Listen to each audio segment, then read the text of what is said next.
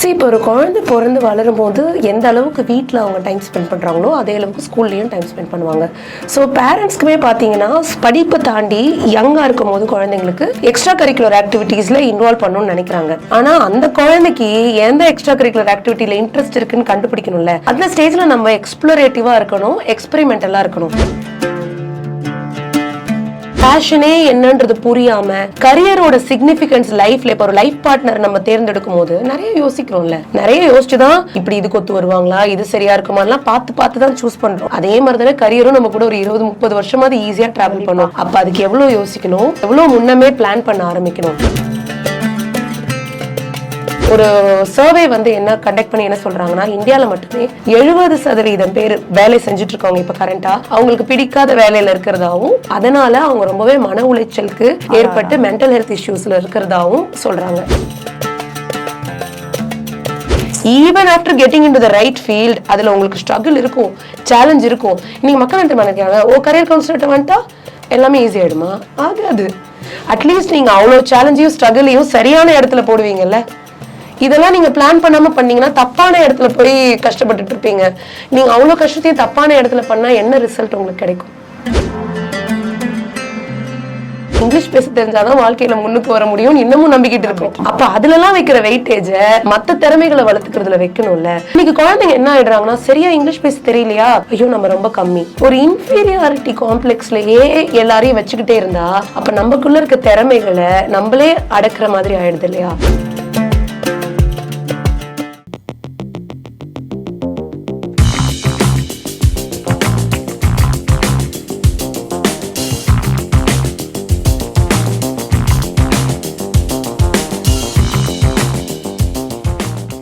You Tamil நேயர்களுக்கு வணக்கம். நான் உங்கள் பிருந்தா சங்கர். 12th படிச்சுட்டு என்ன சூஸ் பண்ணலாம், நெக்ஸ்ட் லெவல் படிப்பு நம்ம என்ன சூஸ் பண்ணலாம் அப்படின்ட்டு நிறைய பேருக்கு பல சந்தேகங்கள் இருக்கும். ஏன்னா நம்ம கரியர்ல அடுத்து ஒரு முக்கியமான ஸ்டெப் அப்படின்னா காலேஜ். அப்படிதான் என்ன சூஸ் பண்றது அப்படின்னு நிறைய பேருக்கு தெரியாம இருக்கும். வாங்க நம்ம பிரியா பாலசுப்ரமணியன்ட்ட கேட்டு தெரிஞ்சுக்கலாம். வணக்கம் மேம். வணக்கம். இப்ப நம்ம 10th வர நீ என்ன ஆக போற அப்படின்னா எல்லாரும் மேக்சிமம் சொல்றது என்னன்னா, நான் ஏஎஸ் ஆகணும்னு ஆசைப்படுறேன், நான் ஏஎஸ் ஆக போறேன்.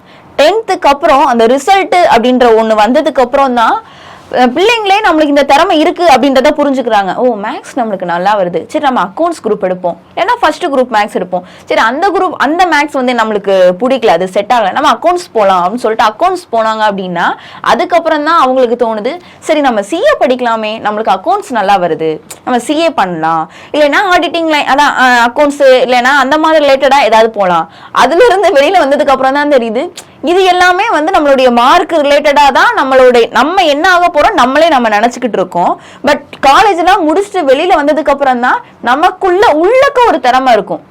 இப்போ நான் ஆக்டிங்ல எனக்கு இன்ட்ரெஸ்டா இருக்கு. அப்போ நம்ம வீட்டுல சொன்னோம்னா கேட்க மாட்டேங்காங்க, அதை அக்செப்ட் பண்ணிக்க மாட்டேங்கிறாங்க.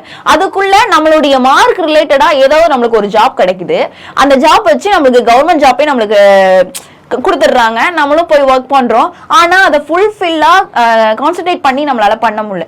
ஏன்னா அந்த வேலை பிடிக்கல. அதை பிடிக்காம வெளியில வந்தவங்க நிறைய பேர் இருக்காங்க. வெளியில வந்துட்டு தனக்கு பிடிச்சது என்னவோ அதை பண்றாங்க. ஆனா அந்த இடத்துல அவங்க அவ்வளவு ஸ்ட்ரகிளை தாண்டி தான் ஒரு இடத்துல வேலை பார்க்க வராங்க. வீட்டுல நீ அங்க போனா என்ன மதிக்காம நீ போற, இனிமேல் என் மூஞ்சில முழிக்காத, என்கிட்ட நீ பேசாத அப்படின்னு சொல்லிட்டு பேரண்ட்ஸ் இது பண்றாங்க. அதையும் தாண்டி நம்மளுடைய பிடிச்ச வேலையில நம்ம கன்டினியூ பண்ணணும் அப்படின்னு நம்ம நினைச்சு வந்தாலும் அந்த இடத்துல பல பிரச்சனைகள் வருது.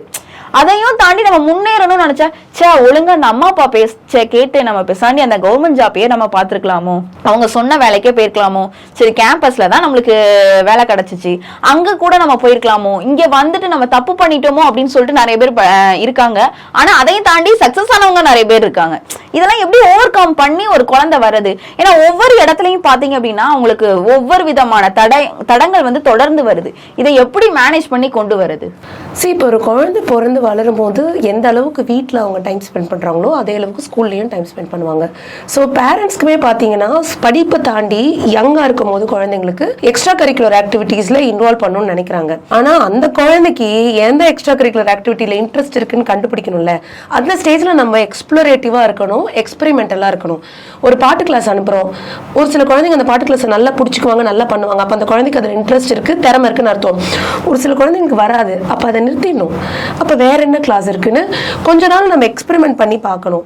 ஸ்கூல்லையுமே சப்ஜெக்ட் சொல்லி கொடுக்கறது இல்லாம இந்த மாதிரி extra curricular and co curricular ஆக்டிவிட்டீஸை மோட்டிவேட் பண்றதுக்கு காம்படிஷன்ஸோ நிறைய ஆக்டிவிட்டீஸோ இல்ல அதுக்குன்னு ஒரு அவரோ டெடிகேட்டடா வைக்கணும். இப்ப பல விஷயங்களை நீங்க பண்ணி பார்க்க போது தானே உங்களுக்கு எது பிடிச்சிருக்கு பிடிக்கலன்றதை நீங்க கண்டுபிடிப்பீங்க. அதுல எதுல உங்களுக்கு தொடர்ந்து கொஞ்சம் வருஷத்துக்கு ஒரு ஆர்வம் ஜாஸ்தியா இருக்கோ அதை நோக்கி நீங்க பயணிக்கிறதுக்கு சான்சஸ் இருக்கு. ஆனா நம்ம ஊர்ல எல்லாமே 7வது வரைக்கும் தான் நடக்கும்.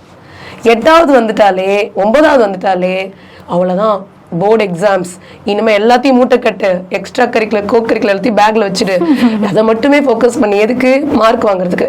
மார்க் வாங்கினதுக்கு அப்புறம் தான் இந்த மார்க்குக்கு நான் என்ன பண்றது, எந்த குரூப் எடுப்பேன், இந்த மார்க்குக்கு நான் எந்த கோர்ஸ் போவேன்ட்டு யோசிக்க ஆரம்பிக்கிறாங்க. ஆக்சுவலா நம்மளுடைய ப்ரெஷரை வந்து நம்ம 10thலயே ஏற்க ஆரம்பிச்சிடும். சில்ட்ரன்ஸ், அதாவது பிள்ளைங்க 9thலயே ஆரம்பிச்சிடுறாங்க, 9thலயே ஆரம்பிச்சிடுறாங்க. பேஷனே என்னன்றது புரியாம கரியரோட சிக்னிஃபிகன்ஸ் லைஃப்ல, இப்போ ஒரு லைஃப் பார்ட்னர் நம்ம தேர்ந்தெடுக்கும் போது நிறைய யோசிக்கிறோம்ல, நிறைய யோசிச்சுதான் இப்படி இதுக்கு ஒத்து வருவாங்களா, இது சரியா இருக்குமான்லாம் பார்த்து தான் சூஸ் பண்றோம். பேரண்ட்ஸ்மே அதுல இன்வால்வ் ஆனாங்கன்னா நிறைய ஆஸ்பெக்ட்ஸை கன்சிடர் பண்ணுவாங்க. லைஃப் பார்ட்னர் நம்ம கூட ஒரு 50 வருஷம் டிராவல் பண்றாங்கன்னா அதே மாதிரி தானே கரியரும் நம்ம கூட ஒரு 20-30 வருஷமாவது ஈஸியா டிராவல் பண்ணும். அப்ப அதுக்கு எவ்வளவு யோசிக்கணும், எவ்வளவு முன்னமே பிளான் பண்ண ஆரம்பிக்கணும். இப்ப வடிவேல் சொல்ற மாதிரி தான் எதை பண்ணாலும் பிளான் பண்ணி தான் பண்ணணும். ஆனா கரியரை நம்ம வந்து பிளானே பண்ண மாட்டோம். கரெக்டா? இங்கதான் பிரச்சனை வருது. அதனாலதான் நீங்க சொன்ன மாதிரி தப்பான ஒரு வேலைக்கு போயிட்டு அது அவங்களுக்கு சரியானது இல்லைன்னு உணர்ந்து அப்புறம் வீட்டை எதிர்த்துக்கிட்டு சண்டை போட்டு வெளியில வந்து அதுக்கப்புறம் பிடிச்ச துறையை தேர்ந்தெடுத்து அதுல வரத்துக்கு ரொம்பவே சேலஞ்சஸ் அண்ட் டிஃபிகல்டிஸ் ஃபேஸ் பண்றாங்க. ஆனாலும் ஓரளவுக்கு நிறைய பேர் வந்து ஒரு அந்த கஷ்டத்தெல்லாம் தாண்டி அதுல வெளியில வந்துடுறாங்க. ஆனா எத்தனை பேருக்கு இந்த வாய்ப்பு கூட கிடைக்குது? பிடிக்காத வேலையை விட்டுட்டு வெளியில வரதுக்கு வாய்ப்பு கிடைக்காம எவ்வளவு பேர் இன்னும் அந்த வேலையில ஸ்டக் ஆயிருக்காங்க. ஒரு சர்வே வந்து என்ன கண்டக்ட் பண்ணி என்ன சொல்றாங்கன்னா, இந்தியால மட்டுமே 70% பேர் வேலை செஞ்சுட்டு இருக்கவங்க இப்ப கரண்டா அவங்களுக்கு பிடிக்காத வேலையில இருக்கிறதாவும், அதனால அவங்க ரொம்பவே மன உளைச்சலுக்கு ஏற்பட்டு மென்டல் ஹெல்த் இஷ்யூஸ்ல இருக்கிறதாவும் சொல்றாங்க. இதெல்லாம் ஏன் நடக்குது? ராங் கரியர் சாய்ஸஸ், ஒரு கன்ஃபியூஸ்ட் கரியர் சாய்ஸஸ். பேரண்ட்ஸ் சொல்றாங்க, ஃப்ரெண்டு சொல்றாங்க, ரிலேட்டிவ் சொல்றாங்கன்னெல்லாம் நம்ம கரியர் சாய்ஸஸ் பண்ணக்கூடாது. எனக்கு என்ன தேவை, எனக்கு என்ன பிடிக்கும், எனக்கு என்ன நல்லா வரும், அதை பார்த்து தானே சூஸ் பண்ணும். பட் நீங்க சொல்றீங்க எனக்கு என்ன பிடிக்கும், எனக்கு என்ன நல்லா வரும். 10th வரை எனக்கு இது நல்லா வருது. 10th 11th 12th மேல நம்மளுடைய கூட இருக்கிறவங்க, நம்மளோட பழகுறவங்க எல்லாம் வந்து பண்றத பார்த்து செய்யறத பார்த்து 11th 12th நம்மளுக்கு ஒரு இது வரும். அதெல்லாம் வந்து நம்மளுக்கு எப்படி இன்மெச்சூர்டா இருக்காது, மெச்சூர்டா இருக்காது, பெரிய அளவுல மெச்சூர்ட் இருக்காது. நம்ம இது பண்ணலாம் அப்படின்ற ஒரு மென்டாலிட்டி மட்டும் தான் இருக்குமே தவிர, அதையும் தாண்டி காலேஜ்க்கு வந்ததுக்கு அப்புறம் அது கொஞ்சமாவது புரியும். ஓ, நம்ம யோசித்ததே தப்பு அப்படின்ட்டு. காலேஜை முடிச்சு வெளியில வந்துட்டு அப்புறம் தான் தெரியும் நம்ம என்ன பண்ணா நம்ம கரெக்டா இருப்போம், நம்மளுடைய லைஃப் வந்து கரெக்டா போகும் அப்படின்னு. அதுக்குள்ள நம்மளுடைய நீங்க சொல்ற மாதிரி கரியரை பத்தி எதையுமே யோசிக்க முடியாது, எதையுமே டிரா பண்ண முடியாது. லாஸ்ட் வந்து நிக்கிறோமே, ஏன் அப்படி நடக்குது அப்படின்னு கேக்குறேன். ஏன்னா நம்ம கரியர் பத்தி ஆரம்பத்துல இருந்து பேசுறது இல்லை, இனிமே பேச ஆரம்பிக்கணும்னு சொல்றேன். இப்ப ஒரு குழந்தை பிறந்தா நம்ம தடுப்பூசி போடுறோம்ல, அது யாராவது சொல்லி கொடுத்தா போடுறோம்? நம்மளுக்கு தெரிஞ்சிருக்கு. எப்படி தெரியுது? ஒருத்தவங்க சொல்றது மூலமா நம்ம அதை இம்பைப்டா தெரிஞ்சுக்கிறோம். அதே மாதிரி ஒரு குழந்தையோட வாழ்க்கையில கரியர் பிளானிங் அப்படிங்கிறதுமே அந்த குழந்தை ஒரு 7th or 8th இருக்கும் போதே ஆரம்பிக்கணும்ன்றதையும் நம்ம வழக்கமாக்கணும். நிறைய விஷயங்களை இப்ப எப்படி நம்ம நார்மலைஸ் பண்றோமோ அதே மாதிரி இந்த கரியர் பிளானிங், கரியர் கவுன்சிலிங் எல்லாத்தையுமே ஒவ்வொரு ஸ்டூடெண்டோட லைஃப்லயுமே நம்ம நார்மலைஸ் பண்ணணும் as early as possible. அதை பண்ணாதான் இப்ப நீங்க சொன்ன மாதிரி 10th 11th 12th வந்து ஸ்டக் ஆகிருக்கிற நிலைமை வந்து மாறும். இன்னொன்னு கரியர் விஷயமா நான் ஒரு தியரி ஒண்ணு சொல்லுவேன், மைண்ட்னு சொல்லுவோம். அந்த தியரியை ஃபர்ஸ்ட் வந்து ஃபேண்டசி. நம்ம எல்லாருக்குமே ஒரு கற்பனை இருக்கும். சின்ன வயசா இருக்கும்போது நல்லா படிப்பேன், நிறைய மார்க்கோட 10th பாஸ் பண்ணுவேன், சூப்பர் குரூப் எடுப்பேன், 12th நிறைய மார்க்கோட பாஸ் பண்ணுவேன், பெரிய காலேஜ்ல போய் அப்படியே ஜாலியா படிப்பேன், காலேஜ் விட்டு வெளியில வரும்போதே அப்படியே கை நிறைய சம்பாதிக்கிற வேலைக்கு போவேன், அதுல லட்சக்கணக்கில் சம்பாதிப்பேன், ஒரு பங்களா, ஒரு காரு, லைஃப் செட்டில், சூப்பர். இது நம்ம எல்லாருக்கும் இருக்கிற ஒரு ஃபேண்டசி, கற்பனை. இது ரியாலிட்டியா? கிடையாது. சரி, அப்ப இது ரியாலிட்டி இல்லைன்னா அப்போ ஐடியலா என்ன பண்ணணும்? நான் அப்ப கரெக்டா என்னதான் பண்ணணும்னு கேட்டீங்கன்னா, தி ஐடியல் என்னன்னா, ஒரு 8th standard 9th standard படிக்கும்போது ஒரு கரியர் கவுன்சிலர், ஒரு கரியர் கைடன்ஸ் ப்ரொஃபஷனல் கிட்ட போயிட்டு உங்க இன்ட்ரெஸ்ட் என்ன, உங்களோட பர்சனாலிட்டி என்ன, உங்களோட ஸ்கில்ஸ் அண்ட் எபிலிட்டி என்னன்னு பார்த்து அதுக்கேற்ற மாதிரி எந்த கரியர் படிச்சா நல்லா இருக்கும்ன்றது முன்னமே தேர்ந்தெடுத்து நீங்க அதுக்கு ப்ரிப்பேர் பண்ணி கரெக்டா அந்த ஃபீல்டை தேர்ந்தெடுத்து படிக்கணும். இது ஐடியல், இதுவும் ரியாலிட்டியான்னு கேட்டீங்கன்னா அப்படி பண்ணா மட்டும் சக்சஸ்ஃபுல்லா வந்துட முடியுமா? அப்ப ரியாலிட்டி என்ன தெரியுங்களா? நீங்க ஒரு கரியர் கவுன்சிலரை மீட் பண்ணி, நீங்க ஒரு கரியர் கைடன்ஸ் ப்ரொஃபஷனலை பார்த்து, அவங்க மூலமா நீங்க இதுதான் பண்ணா சரியா இருக்கும்னு தெரிஞ்சுக்கிட்டு அந்த துறைக்கே நீங்க வந்துட்டாலும், அந்த துறையில பல வேலைகளை நீங்க ட்ரை பண்ணி பார்த்து, ஐயோ இது ஒத்து வரலையே, இந்த ரோல் நம்மளுக்கு பிடிக்கலையே. இப்ப என்னையே எடுத்துக்கோங்களேன், சைக்காலஜி ஃபீல்டுக்குள்ள நான் வந்துட்டேன். சைக்காலஜி ஃபீல்டுக்குள்ள நான் வந்துட்டேன், எனக்கு அது சரியான ஃபீல்டுன்னு எனக்கு தெரியும். ஆனா அதுல ரிலேஷன்ஷிப் கவுன்சிலிங் ட்ரை பண்ணேன், ஒத்து வரல. அப்புறம் வந்து பிஹேவியரல் கவுன்சிலிங் போனேன், ஒத்து வரல. அப்புறம் வந்து வேற என்ன பண்ணலாம், அப்ப வந்து கரியர் கவுன்சிலிங் ட்ரை பண்ணேன். நான் என் லைஃப்ல வந்து கரியர்ல வந்து நிறைய ஸ்ட்ரகிள் பண்ணதுனால கரியர் கவுன்சிலிங் எனக்கு ரொம்ப பிடிச்சி போச்சு. ஓகே, ஃபிக்ஸ் ஆயிட்டேன். இப்போ இதை நான் ட்ரையல் அண்ட் எரர்ல நான் கத்துப்பேன். இதான் reality. Even after getting in to the right field, அதுல உங்களுக்கு ஸ்ட்ரகிள் இருக்கும், சேலஞ்ச் இருக்கும். இன்னைக்கு மக்கள் என்ன நினைக்கிறாங்க, கரியர் கவுன்சிலர்ட்ட வந்துட்டா எல்லாமே ஈஸி ஆயிடுமா? ஆகாது. அட்லீஸ்ட் நீங்க அவ்வளோ சேலஞ்சையும் ஸ்ட்ரகிளையும் சரியான இடத்துல போடுவீங்கல்ல. இதெல்லாம் நீங்க பிளான் பண்ணாம பண்ணீங்கன்னா தப்பான இடத்துல போய் கஷ்டப்பட்டுட்டு இருப்பீங்க. நீங்க அவ்வளோ கஷ்டத்தையும் தப்பான இடத்துல பண்ணா என்ன ரிசல்ட் உங்களுக்கு கிடைக்கும்? நீங்க கோயம்புத்தூர் போகணும்னா கோயம்புத்தூர் பஸ்ல ஏறணும்ல, அதுல நீங்க ஸ்டாண்டிங்ல நின்றுட்டு ஃபுட்போர்ட் அடிச்சுட்டு போனாலும் கோயம்புத்தூர் போயிடுவீங்க. கோயம்புத்தூர் போகணும்னு ஆசைப்பட்டு சேலம் பஸ்ல ஏறினீங்கன்னா, இல்ல இந்த பக்கம் திருநெல்வேலி போயிட்டீங்கன்னா, அங்க நீங்க என்ன கஷ்டப்பட்டாலும் கோயம்புத்தூருக்கு போக முடியாது. இந்த இதுதான் ப்ராப்ளம். இதை எவ்வளோ இப்போ நீங்கள் அப்ராட் எஜுகேஷன்லாம் எடுத்துக்கிட்டிங்கன்னா, யூஜி வந்து நான் இங்கே இருக்க இந்தியாவில் இருக்க குழந்தைங்க வந்து சிங்கப்பூர்லேயோ யூஎஸ்லேயோ கனடாலேயோ நியூசிலாந்து மாதிரி கண்ட்ரீஸ்லேயோ போய் அங்கே இருக்க காலேஜஸில் படிக்கணும்னு ஆசைப்பட்டா அவங்க எவ்வளோ சீக்கிரமாக ப்ரிப்பேர் பண்ண ஆரம்பிக்கிறாங்கன்னு நினைக்கிறீங்க? வித்தின் அந்த மேக்ஸிமம் அந்த 1 இயர்க்குள்ள தான் ப்ரிப்பேர் பண்றாங்க. ஒரு சில 7th 8th ஸ்டாண்டர்ட்ல இருந்தே ப்ரிப்பரேஷன் ஆரம்பிக்கிறாங்க. அந்த ஸ்டூடெண்ட்ஸ் எப்படி ப்ரிப்பேர் பண்றாங்கன்றது எனக்கு தெரியும். நான் வந்து இந்தியன் கான்டெக்ட்ல தான் நான் ஒர்க் பண்றேன். இதை நான் உங்களுக்கு சொல்றேன். ஏன்னா அவங்க வந்து அப்ராட்ல இருக்கிற காலேஜஸ் யூனிவர்சிட்டிஸ் எல்லாம் இருக்காங்க இல்லையா, அவங்க எல்லாம் மார்க்குக்கு எவ்வளவு வெயிட்டேஜ் கொடுப்பாங்கன்னு நினைக்கிறீங்க? வெறும் 30% தான் நீங்க வந்து போர்டு எக்ஸாம்ல வாங்குற மார்க்குக்கு வெயிட்டேஜ். அப்ப ரிமைனிங் 60 to 70% அவங்க எதுக்கு இம்பார்ட்டன்ஸ் கொடுக்குறாங்க தெரியுங்களா? அவங்களோட ஸ்கில்ஸ்க்கு. அப்ப ஸ்டூடெண்ட் கிட்ட என்ன ஸ்கில்ஸ் இருக்கும்? பாட்டு class, கிட்டாரு, keyboard, sports, public speaking, இப்படி என்ன திறமை வேணா அந்த குழந்தைகிட்ட இருக்கலாம்.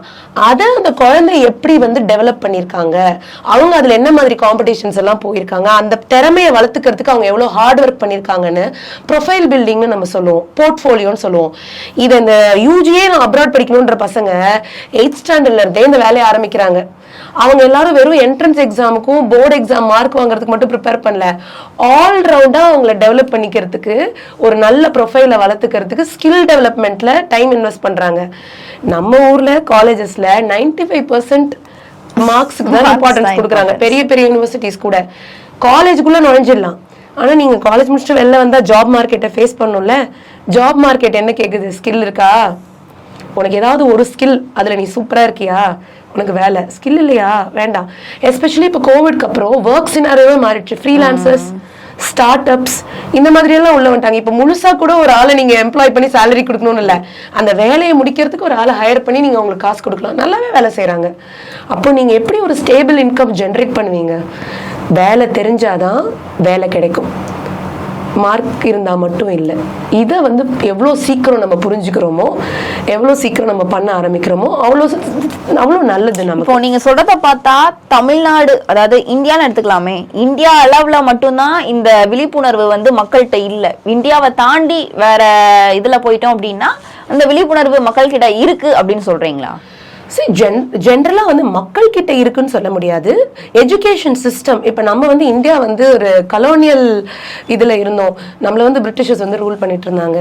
அப்போ இந்த எஜுகேஷன் சிஸ்டமே பாத்தீங்கன்னா நம்ம முன்னாடி வந்து குருகுல் எஜுகேஷன் வச்சிருந்தோம். டீச்சர்ஸ் ஒரு இடத்துல இருப்பாங்க, ஸ்டூடெண்ட்ஸ் வந்து டீச்சர் கிட்ட போய் அங்க இருந்து கத்துப்பாங்க.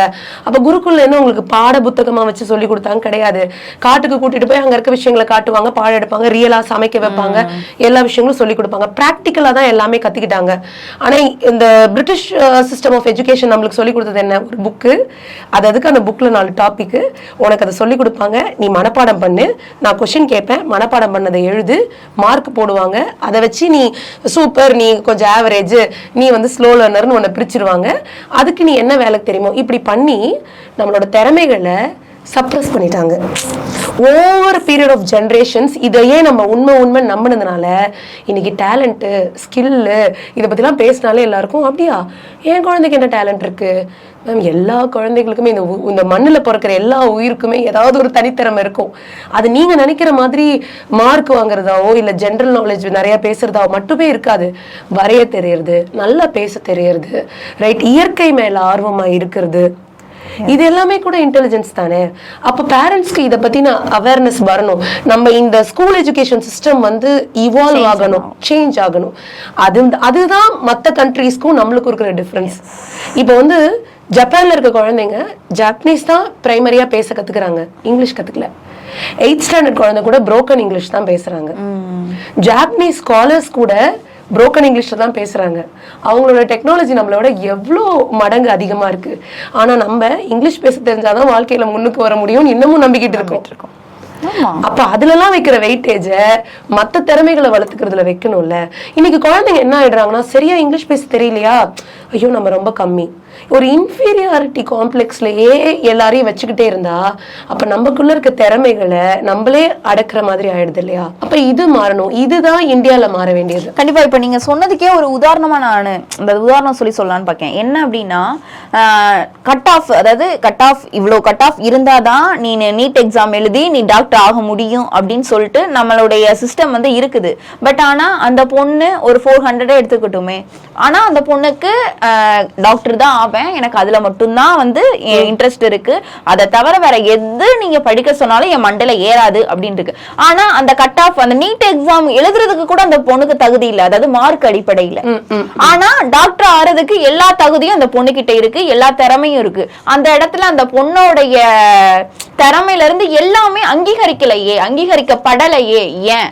சரி, இந்த கொஸ்டின் இதுவுமே நீட்னாலே அதுல நிறைய கான்ட்ரவர்சிஸ் இருக்கு, இமோஷனல் இது இருக்கு. நான் இதை உங்களுக்கு ரொம்ப ப்ராக்டிக்கலா எக்ஸ்பிளைன் பண்றேன். ஃபர்ஸ்ட் ஆஃப் ஆல், இப்ப நீட் மாதிரி எக்ஸாம்ஸ்ல எந்த மார்க், அகாடமிக் மார்க்குக்கும் நீட்டுக்கும் சம்மந்தம் கிடையாது. நீங்க பாஸ் பெர்சன்டேஜ் இருந்தாலே நீட் அட்டெம்ப்ட் பண்ணலாம், ஓகேங்களா? அது ஒண்ணு. ரெண்டாவது, எந்த ஒரு கரியருக்குமே 2 விஷயம் ரொம்ப முக்கியம். ஒண்ணு, அந்த பர்டிகுலர் ஃபீல்டுல உங்களுக்கு இன்ட்ரெஸ்ட் இருக்கணும், அது உங்க பர்சனாலிட்டிக்கு ஒத்து போகணும், பேஷனேட்டா இருக்கணும். ரெண்டாவது, அதுல நல்லா வேலை செய்யறதுக்கு தேவையான ஸ்கில்ஸ் அண்ட் எபிலிட்டி உங்ககிட்ட இருக்கணும், இல்லைன்னா நீங்க அதை வளர்த்துக்கணும். இது ரெண்டும் ஒன்னா சேரும் போதுதான் அந்த கரியர்ல உங்களால சக்சஸ்ஃபுல்லாவும் வர முடியும், ஹாப்பியாவும் இருக்க முடியும், நல்லாவும் ஏர்ன் பண்ண முடியும். இப்ப நீங்க சொன்ன எக்ஸாம்பிள்ல ஒரு குழந்தைக்கு மெடிசன், ஏன்னா யாரோ சொல்லியிருப்பாங்க மெடிசன் தான், அந்த குழந்தை அதை கேட்டு ஐயோ நான் டாக்டர் தான் அவன் அந்த ஆசையை வளர்த்துட்டு இருக்கலாம். நீட்ன்றது ஒரு குவாலிஃபையிங் எக்ஸாம், ஓகே? இப்ப அது எதை செக் பண்ணுதுன்னா, டாக்டர் ஆகணும் உனக்கு ஆசை இருக்கு, அதனால தான் நீ என்ட்ரன்ஸ் எழுத வர, ஆனா அதுக்கு தேவையான ஸ்கில்ஸ் அண்ட் எபிலிட்டி உங்ககிட்ட இருக்கான்றதான் அது பாக்குது. இப்ப இந்தியா மாதிரியான கண்ட்ரியில ப்ராப்ளம் நீட் என்ட்ரன்ஸ் இருக்கிறது இல்ல. அந்த நீட் எக்ஸாமுக்கு சிட்டியில இருக்கிற குழந்தைங்க ஈஸியா கோச்சிங் போய் பெரிய பெரிய கோச்சிங் இதை ஸ்கூலுக்கே வரவழைச்சு கத்துக்கிறாங்க. கிராமத்துல இருக்க குழந்தைங்களுக்கு அந்த நீட் எக்ஸாம் ப்ரிப்பரேஷனுக்கு நீங்க என்ன சப்போர்ட் பண்றீங்க கவர்மெண்ட்? இதுதான் ப்ராப்ளம். நீட் பிரச்சனை இல்ல, நீட்டுக்கு தேவையான அளவுக்கு நீங்க உங்க ஸ்கூல்ஸோட ட்ரைனிங், குழந்தைங்களுக்கு தேவையான கோச்சிங் எல்லாம் ஒரு டயர் 3ல கவர்மெண்டால நீங்க சொல்ற மாதிரி அந்த கிராமத்துல இருக்கிற குழந்தைங்களுக்கு கோச்சிங் கொடுக்க முடியல, அப்படிதானே? அப்படி முடியாத பட்சத்துல முடியற போது தானே நீட் வரணும். என்னோட பிரச்சனை நீட் கிடையாது. நீங்க ஒரு என்ட்ரன்ஸ் எக்ஸாம் வைக்கிறீங்களா, அது ஒரு தகுதி நிலையா, அதை தாண்டி தான் ஒருத்தவங்க டாக்டர் ஆகணுமா, குட். ஆனா அது ஏன் சிட்டில இருக்கவங்களுக்கு ரொம்ப ஈஸியாவும் கிராமத்துல இருக்க குழந்தைங்க பேசிக் எஜுகேஷனுக்கே கஷ்டப்பட்டு படிக்கிறாங்க, அவங்களுக்கு அப்ப நீட் கோச்சிங் கொடுக்கறதுக்கு நீங்க என்ன அரேஞ்ச்மெண்ட்ஸ் பண்ணிருக்கீங்க? எப்போ எல்லா தமிழ்நாட்டுல இருக்கிற, இந்தியால இருக்கிற மொத்த ஸ்கூல்ஸ்லயும் கிராமங்கள் உட்பட நீட் கோச்சிங் சப்ஜெக்டோடய சேர்த்து சொல்லி தராங்களோ அன்னைக்கு இது ஒரு நியாயமான தகுதி நிலையா இருக்கும். அது வரைக்கும் இது ஒரு பயாஸ்டான சிஸ்டமா தான் நானுமே பாக்குறேன். சோ இந்த இடத்துல நீட் கண்டிப்பா தேவைதான், ஒரு என்ட்ரன்ஸ் தேவைதான். ஆனா அதுக்கான தயார்படுத்த முறை டயர் 3ல இருக்கிற சின்ன சின்ன ஸ்கூல்ஸுக்கும் கிடைச்சா மட்டும்தான் இது ஒரு நியாயமான தகுதி நிலையா இருக்க முடியும். கண்டிப்பா. இப்போ நீங்க சொல்றபடி பார்த்தா நிறைய விஷயங்கள் நம்ம பேசிட்டோம். நீங்க சொல்றபடி பார்த்தா எதுவுமே பேரண்ட்ஸ் மாறணுமோ இல்ல சில்ட்ரன்ஸ் மாறணுமோ அப்படி இல்ல, சொசைட்டியே மாறணும். இன்னைக்கு வந்து நம்மளோட ஒரு குழந்தையோட வாழ்க்கை எடுத்துக்கிட்டீங்கன்னா அவங்களோட வாழ்க்கையில ஒரு பெரும் பகுதி வந்து அந்த ஸ்கூல் லைஃப்ல இருக்கு. அங்கதான் அவங்களோட வாழ்க்கையே அவங்க வந்து செதுக்க ஆரம்பிக்கிறாங்க. அங்க எடுத்துட்டு போற அனுபவங்களை பேஸ் பண்ணி தான் மிச்சம் இருக்க வாழ்க்கையை நம்ம வாழ்றோம். ஆனா அந்த இடத்துல நம்ம எவ்வளவு கவனம் செலுத்துறோம்? அப்ப இதுல கவர்மெண்ட் எஃபோர்ட் போடணும். டீச்சர்ஸ் வந்து இப்ப டீச்சர்ஸே எடுத்துக்கிட்டீங்க அப்படின்னா ப்ராப்பரா ட்ரெயின் ஆன டீச்சர்ஸ். இப்ப நான் கரியர் கவுன்சிலிங்ல சொல்றேன்ல, டீச்சர் ஆகணும்னு பேஷன் இருக்கவங்க தான் டீச்சர்ஸா இருக்காங்களா? ஒரு ஸ்கூல்ல எடுத்துக்கிட்டீங்கன்னா 1-2 பேர் தான் அப்படி பேஷனேட்டா அண்ட் சொல்லி கொடுக்க நல்லா தெரிஞ்சவங்க தான் டீச்சர்ஸா இருக்காங்களா? எல்லாரும் கிடையாது. இப்ப இங்க இருக்கிற ஒரு 4-5 பேரை நான் கூப்பிட்டு ஒரு பேசேஜ் கொடுத்து இதை ஒருத்தவங்களுக்கு சொல்லி கொடுனா ஒருத்தவங்க தான் அதை அழகா சொல்லி கொடுப்பாங்க. மத்தவங்க எல்லாம் ட்ரை பண்ணாலுமே சொல்லி கொடுக்கறது ஒரு கலை. கண்டிப்பா அந்த சொல்லி கொடுக்கிற கலையை தெரிஞ்சு அதுல இன்ட்ரெஸ்டும் இருக்கிற ஆளுங்க என்னைக்கு டீச்சர்ஸா ஆக முடியுதோ, இப்ப அந்த தகுதி நிலைன்னு சொல்றோம் இல்லையா, டீச்சர்ஸ்க்கான அந்த தகுதி நிலையை நம்ம வந்து உயர்த்தணும். அது என்னைக்கு மாறுதோ, ஸ்கூல் எஜுகேஷன் கவர்மெண்ட் ஸ்கூல்ல இருந்தே என்னைக்கு அந்த குழந்தைங்களுக்கும் குவாலிட்டி எஜுகேஷன் காம்ப்ரமைஸ் இல்லாம கிடைக்குதோ, ஈவன் பிரைவேட் ஸ்கூல்ஸ் கூட மார்க் பட்டு மட்டும் முன்னாடி ஓடாம ஸ்கில் டெவலப்மெண்ட்டுக்கு ஃபோக்கஸ் கொடுக்கணும்ன்றது எப்போ புரிஞ்சுக்கிறாங்களோ, இதுக்கு கவர்மெண்ட் எப்படி சப்போர்ட் பண்றாங்களோ, பேரண்ட்ஸும் அப்ப மாறுவாங்க, ஸ்டூடெண்ட்ஸ்க்கும் எல்லாமே கிடைக்கும். ஸோ இதை நம்ம வந்து ஸ்கிராச்ல இருந்து தான் இந்த ஒர்க்கை பண்ணணும். கண்டிப்பா சொசைட்டி மாறது மட்டும் இல்லாம இந்த கரியர் கவுன்சிலிங் அப்படின்னா என்னன்னே புரியாம தெரியாம நிறைய பேர் இருக்காங்க. கண்டிப்பா இந்த ப்ரோக்ராமை பார்த்து நிறைய பேர் தெரிஞ்சுட்டு இப்போ ஸ்கூல் அதாவது கிராமப்புறங்கள்லையும் எடுத்துக்கிட்டோம் அப்படின்னா இந்த ப்ரோக்ராமை பார்க்க முடியுமா, கண்டிப்பா இவங்க ஏதோ சொல்றாங்க, இவங்க பிரியா மேடம் வந்து ஏதோ சொல்றாங்க, அப்போ அது வந்து யூஸ்ஃபுல்லா இருக்கும் அப்படின்னு இந்த ப்ரோக்ராம் மூலியமா தெரிஞ்சுக்குவாங்கன்னு நினைக்கிறேன். நிறைய விஷயங்கள் எங்களோட பகிர்ந்தமைக்கு நன்றி மேம். ரொம்ப நன்றி.